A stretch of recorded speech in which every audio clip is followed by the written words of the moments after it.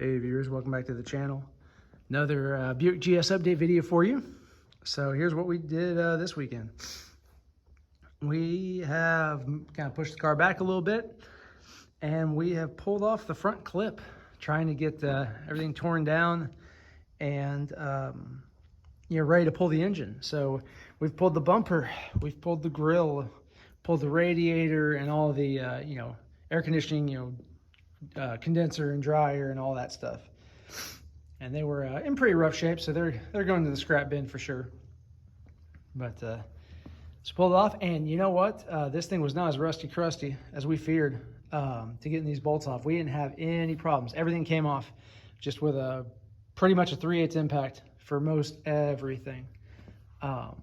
We did notice we found some more rusting, through here, right? That's it's gonna have to be repaired certainly, and bolts like right here, this bolt head, right? It's pretty rusty and crusty, but that's okay. That kind of stuff's to be expected. So, and that was under the battery, right? So you really couldn't see that. So we pulled the battery, right? We pulled, like I said, the radiator. We got lucky. I don't know what happened, but we got lucky. All the transmission lines, the automatic transmission lines, those things just broke loose, no problem. All these AC lines, these flare fittings, they broke loose, no problem at all. It was nice and pleasant. It boggles my mind. I can only assume that it's because things were just made nicer back in the day. A 71 Buick GS can sit in a field for 15 years, and these things break loose, no problem. Yet when I changed the radiator on a 97 Ranger, I have all kinds of fits, right? So that's how it goes. And that's not a Ford Chevy thing, Ford GM type of debate. I wasn't trying to start, though I am siding toward GM on this one. But anyway, so here's what we got.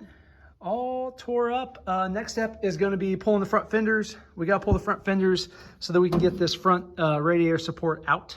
At least that's our understanding. So that is where we left it, because that was a longer task than we wanted to get into. So, but got the hood hinges off, right? The hood is on top of the car as you typically do. The pro tip on this process is going to be, and it may be obvious to most of you, but you can never have too many of these little parts trays, magnetic parts trays, and you need to bag and tag everything. So walking back, you see we've got part storage. We got parts up there now. We got a grill. We got all kinds of stuff. And if you'll notice, parts bags with, hood latch, bolts, and nuts, right? Ziploc bags are cheap. Use them, right? So we have, the hood springs and, hood bolts, right? For the springs and the bolts. So just bag and tag everything, maybe even with more granular detail than you think you need, because future you will thank, past you for that. Otherwise, future you might be cursing past you for not taking the time. So that is the biggest recommendation. The other thing we got, these little magic things. So we got the car up on these little dollies so that we can push the thing around. But we only have two, because we only had one Harbor Freight 25% off coupon, and they come in pairs. So Dad bought a pair, and they'll be going on sale next week, so we'll buy another pair then. And then we'll have four, and it makes pushing this car around the shop very easy, which is handy, because we're gonna have to push it around to reposition to be able to get that door open. That's kind of what stopped us now, is that this door won't open all the way because the tool chest and the feed, chicken feed, are in the way. So, but having 4 dollies will help us to be able to push it. And as you can see, we cleared up quite a bit of space. And by we, I mean my dad mostly. But the shop is shaping up.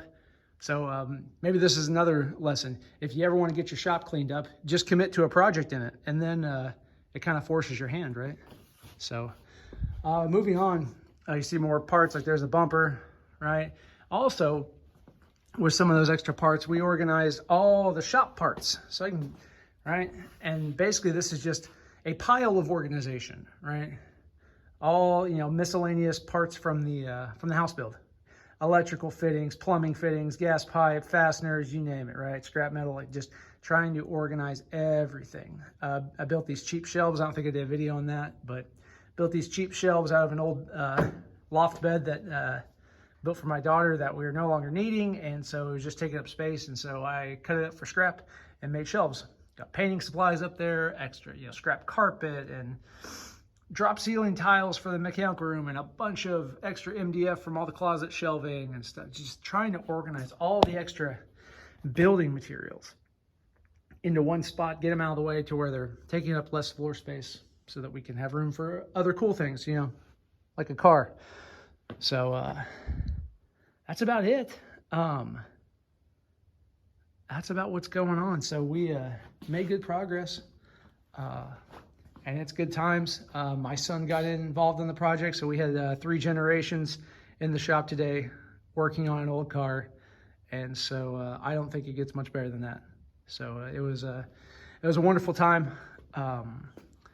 So I thank you guys all for watching and following the journey with us. And if you like what you see, please like, share, subscribe. It helps the channel out. It helps us in the YouTube algorithm, so I greatly appreciate it. And I think that's all I've got for today. So thanks for watching, and we'll see you in the next video.